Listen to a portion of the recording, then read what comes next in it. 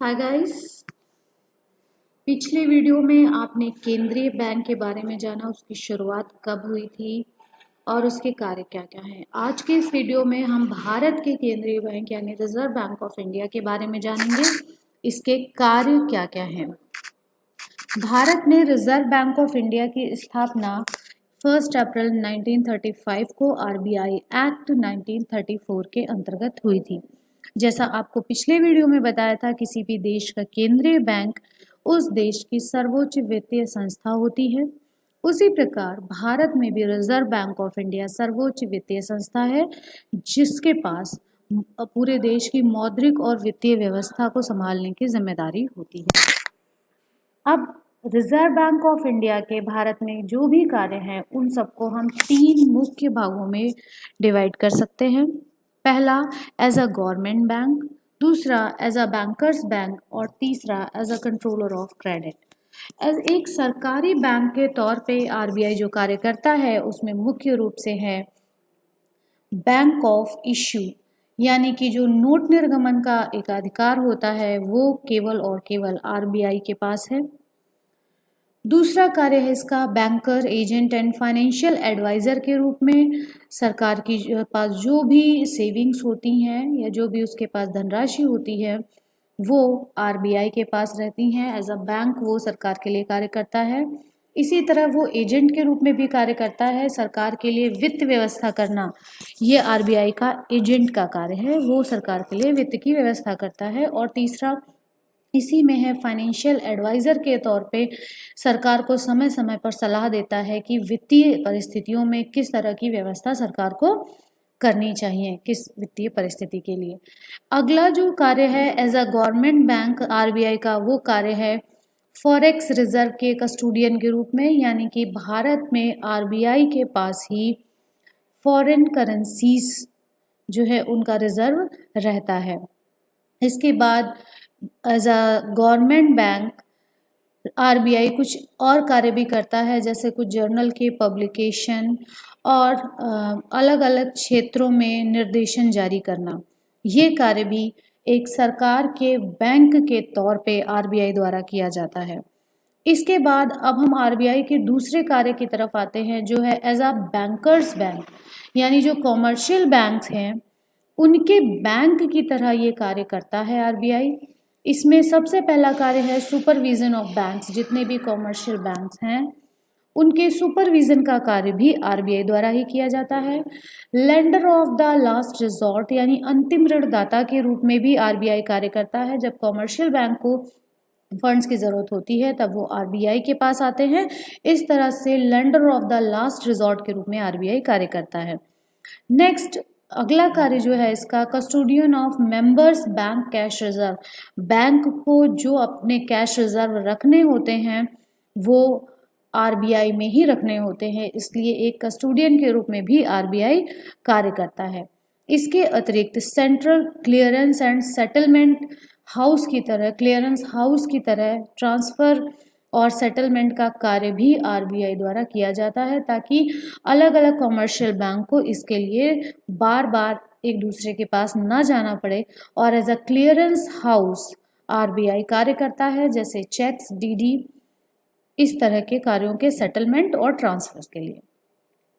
अगला जो आरबीआई का कार्य है वो मुख्य रूप बहुत इम्पॉर्टेंट है। इसका जो as a controller of credit, एक साख नियंत्रणकर्ता के रूप में है। ये जो कार्य है ये मॉनेटरी पॉलिसी के, मौद्रिक नीति के उद्देश्यों को पूरा करने के लिए आरबीआई द्वारा किया जाता है।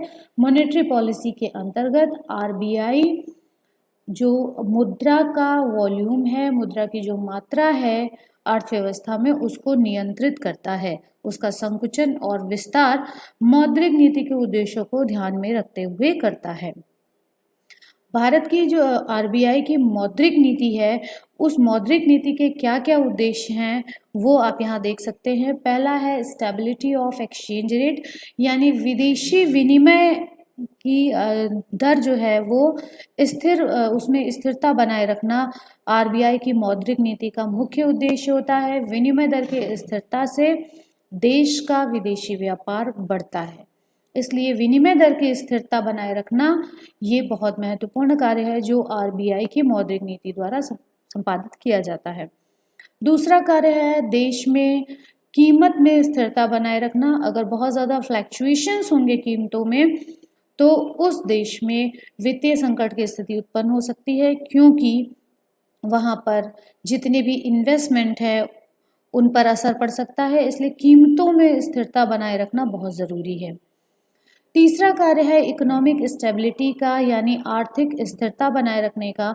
देश में बहुत ज़्यादा अगर मंदी और तेजी की स्थिति बहुत जल्दी जल्दी आती है, वहाँ स्थिरता नहीं है, तो वो उस देश के लिए बहुत अच्छी बात नहीं होगी। इसलिए आरबीआई की मौद्रिक नीति का मुख्य उद्देश्य आर्थिक स्थिरता बनाए रखना भी होता है। इसके अलावा मौद्रिक नीति का मुख्य उद्देश्यों में पूर्ण रोजगार की स्थिति प्राप्त करने के लिए जो भी तरीके अपनाए जाते हैं उनमें सहयोग करना भी मौद्रिक नीति का उद्देश्य है। इसके अलावा आर्थिक विकास, आर्थिक वृद्धि करना भी मौद्रिक नीति का उद्देश्य होता है। इसके साथ ही साथ देश में आय की असमानताओं को दूर करना भी मौद्रिक नीति का ही कार्य होता है और आर्थिक शक्ति का केंद्रीकरण ना होने पाए, आर्थिक असमानता ना होने पाए, इसमें कमी लाने का कार्य मौद्रिक नीति द्वारा ही संपन्न किया जाता है। अब मौद्रिक नीति के अंतर्गत जो मुख्य उद्देश्य है, क्योंकि मौद्रिक नीति में मुद्रा की मात्रा का संकुचन या विस्तार किया जाता है आरबीआई के द्वारा, तो कौन कौन से ऐसे मेथड्स हैं जिसके द्वारा आरबीआई क्रेडिट कंट्रोल का कार्य करती है, साख नियंत्रण का कार्य करती है, उसे हम दो भागों में डिवाइड करते हैं। पहला है जनरल या क्वांटिटेटिव मेथड्स, दूसरा आपका सिलेक्टिव और क्वालिटेटिव मेथड्स यानी चयनात्मक साख नियंत्रण, और ये है आपका परिमाणात्मक साख नियंत्रण विधियाँ। जो परिमाणात्मक साख नियंत्रण विधियां हैं, ये साख नियंत्रण की जो दरें हैं, जो उसका अमाउंट है, वॉल्यूम है, उसको कम करने का कार्य करते हैं। और जो सिलेक्टिव एंड क्वालिटेटिव मेथड्स हैं, ये इस साख के डायरेक्शन को चेंज करने का कार्य करते हैं। जो आपका पहला जनरल और क्वांटिटेटिव मेथड्स है, उनमें bank rate, open market operations and variable reserve ratio मुख्य हैं। इसके अलावा जो आपके चयनात्मक साख नियंत्रण विधियां हैं, इसमें राशनिंग ऑफ क्रेडिट, मोरल सुजन यानी नैतिक दबाव, publicity, direct action, minimum secondary requirement, regulation of consumer credit and margin requirements मुख्य है। इन सभी मेथड्स के बारे में, इन quantitative methods and qualitative methods के बारे में डिटेल में एक अलग वीडियो में आपको पहले ही बताया जा चुका है।